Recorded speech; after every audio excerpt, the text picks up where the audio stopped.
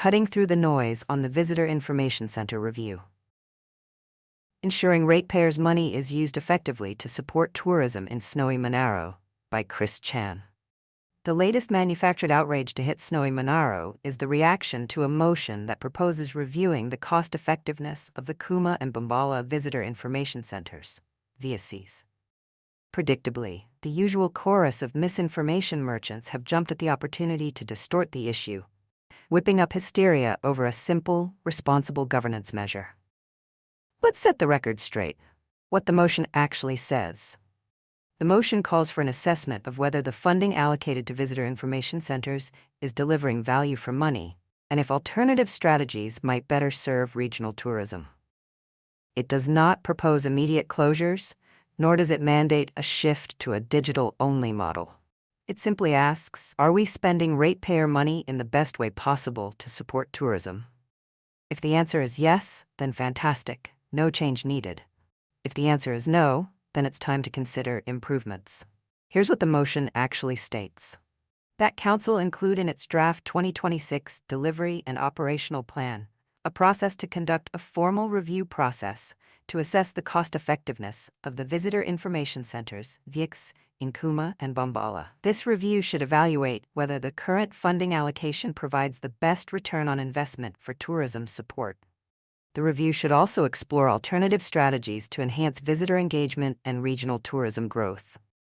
No closures, no forced digital shift, just a review. Why the review makes sense. Tourism is a major economic driver for our region, and council resources should be deployed effectively.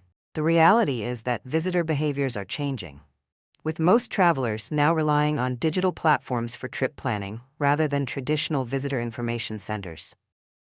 Other councils, including Eurobadala, have already moved in this direction, reallocating funds to digital marketing and improved wayfinding signage.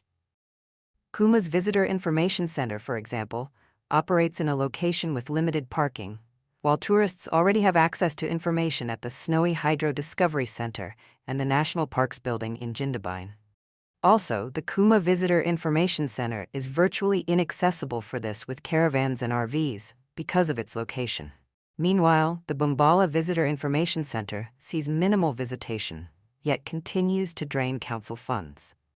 A review of these centers isn't just logical, it's long overdue. The usual suspects and their fake news machine. Of course, no good faith effort to improve council efficiency would be complete without a round of anonymous trolls screeching into the void. Predictably, social media has been flooded with hyperbole about personal agendas and vendettas, alongside blatant misinformation, suggesting an immediate shutdown of all visitor centers. This is the same crowd that attacks any effort to bring transparency or accountability to council finances. When councillors push for financial responsibility, the trolls cry foul. When councillors investigate wasteful spending, they scream vendetta. The irony? These same voices are the biggest purveyors of actual fake news. But here's the silver lining. Every time they spread blatant falsehoods, they give the community an opportunity to see them for what they are.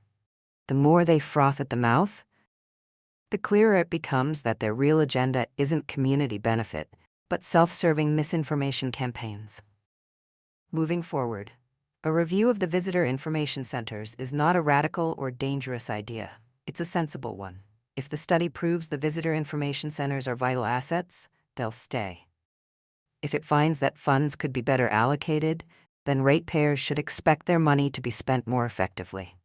Either way, the process is about facts, not fear-mongering.